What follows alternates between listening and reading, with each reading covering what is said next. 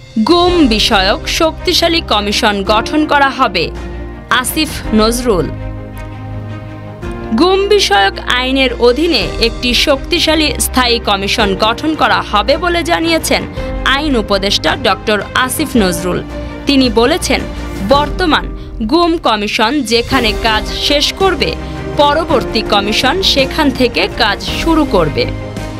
জাতিসংঘের গুম বিষয়ক প্রতিনিধি দলের সঙ্গে বৈঠক শেষে আজ সোমবার সচিবালয়ে তিনি একথা বলেন।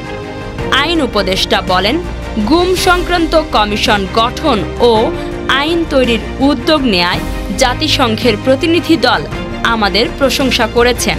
এ বিষয়ে তারা আমাদের সর্বোচ্চ সহযোগিতা করতে চেয়েছেন। গুম বিষয়ক আইনটি আগামী 1 মাসের মধ্যে হবে বলে আশা প্রকাশ করেন আইন উপদেষ্টা।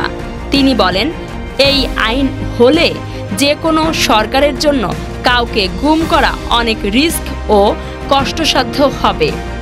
জুলাইয়ে গণ অভ্যুত্থানের 1 বছর পূর্তির আগে আরও ভালো কিছু কাজ করা হবে। আইন করলে পরবর্তী সরকার আইনটি বাতিল করবে কিনা জানতে চাইলে ডক্টর আসিফ নজরুল বলেন, বিএনপি জামায়াত নেতারা নিজেই গুমের শিকার হয়েছেন। এনসিপি ও ইসলামী দলগুলো গুমের ব্যাপারে সোচ্চার রয়েছেন।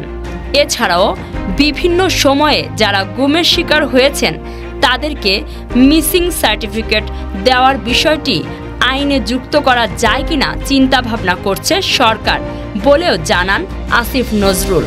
এর মধ্যে ডেথ সার্টিফিকেটের মতো সব ধরনের কাজ করা যাবে।